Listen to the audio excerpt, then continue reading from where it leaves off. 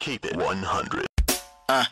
Never thought I'd have to say this, but I just want the real truth to stay with us each and every day, because not too long after he painted us and favored us, false witness against your neighbor contaminated us. And now we gotta make a choice, follow your flesh or listen to that still small voice. Not trying to make it look easy, but I'm choosing truth instead, keeping it 100. Keeping it 100, keeping it 100.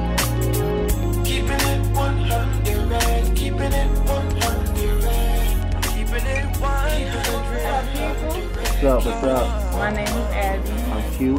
and today we want to talk to y'all about the issue of moving forward in life. What do you do when somebody has crossed you in your past or done something to hurt you?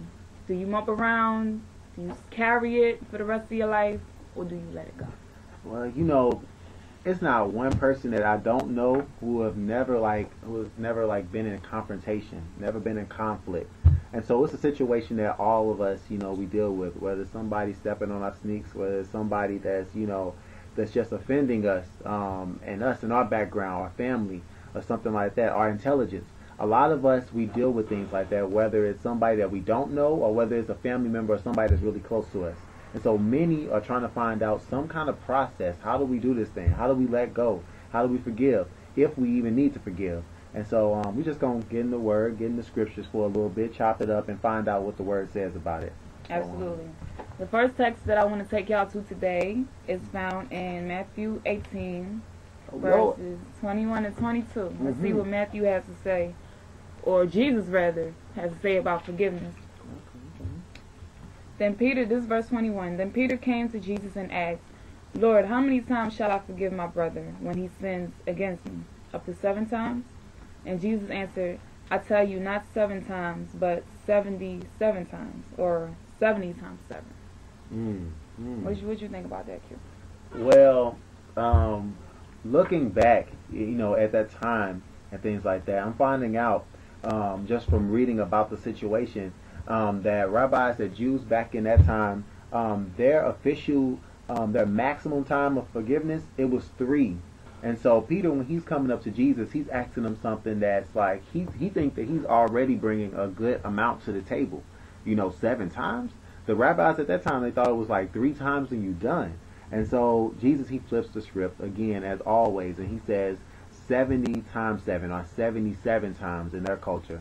And so when we look at that, we ask, like, do we wait until the 78th time and then stop forgiving them? Do we have like a tally sheet and do that? No, that's not the case.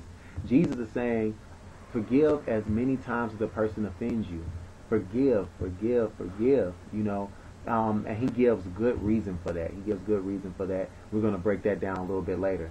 But, yeah. You have any takes on that? Absolutely, absolutely. I agree with everything you said 100%.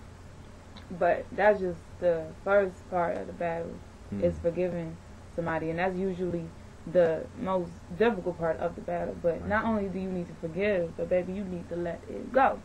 And leave what is in the past in the past. I got a question. Why do you think that's one of the most difficult? I say it's the most difficult because it's an internal process. And it's you and you. To forgive somebody, you have to look at yourself and deny yourself and swallow your pride and all these other different type of things. True that. And just bring yourself down to the level of, I have to humble myself. And it may not be you asking a person for forgiveness. It may just be you forgiving them in your heart, and the person has, you know, doesn't have any knowledge of what you did. But it might be just that. So that's why I say it's the most toughest thing, because you have to fight yourself. And the harder, the more the person has hurt you, like the deeper the hurt, the harder it is to forgive. Trust me, I know. Yeah. Many of us do, and I can relate with that. As when people have hurt you, like to a point where you would never think that they would do it, it's much harder, like, to let go of that thing, you know, because your guards are up, you know. But you were talking about, you know, moving forward and things like that, you know. You know, you got the song with Israel, New Breed, and stuff like that. Moving forward. Sing it, Q. No, I ain't gonna do that. I shouldn't even did that right there. But moving forward, what was you talking about with that situation? Let's go to Philippians chapter 3 and see what Paul has to say about moving forward. I'm reading from Philippians 3, verses 13 and 14. Verse 13 starts off saying, "Brothers, I do not consider myself yet to have taken hold of it. But one thing I do, forgetting what is behind and straining toward what is ahead. I press on toward the goal to win the prize for which God has called me heavenward in Christ Jesus." So Paul in this passage is basically saying, hey, I'm not perfect and I've come a long way, but what I know I should do or what I know how to do is leave the past in the past. Your past is your past for a reason.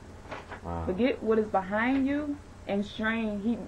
Notice he didn't just say, just easily flow into the future. He says strain to what is ahead. Like, it's going to be a struggle. It's not going to be easy. Nice. But you got to press toward the mark.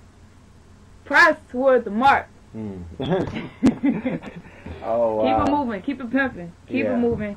And it's not going to be easy. When he says forget, I don't think he physically means like, you're going to have amnesia and you're just going to not remember what somebody has done to you, even if it's like a real deep situation, a real deep issue, like, abandonment, rape, molestation, all these different types of things. You will never forget anything like that, and nobody expects you to. We're all human. But what you need to do is leave it there. Yeah. Your past is your past for a reason. You got to leave it behind you. Mercy. You broke that thing down. I don't know if I can look at anything else on this, but like 12, verse 12 for 4:13 jumps off. It sets up a stage that can really relate to a lot of us as human beings. He says, I'm not perfect. And a lot of times when we approach conflict, when we approach forgiving, a lot of times we think that we're going to forgive somebody so perfectly and that everything will be done. But Paul, he says, no, I'm not perfect. Even though it seems like, I'm about to strain, I'm about to press forward, let's get it straight. Let's not get it twisted. I'm not perfect at all.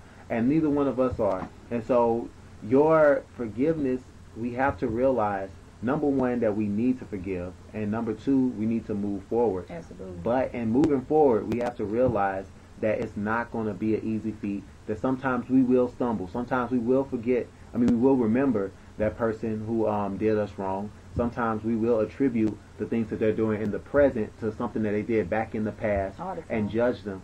And so God says, through Paul, he says, I haven't already attained. I haven't gotten this whole thing figured out. But one thing that I do, and that's going forward. That's moving forward. And so looking at it, earlier in the devotion, we said that it's a reason why God has us forgiving. And I believe that reason can be found in the situation with the wicked servant.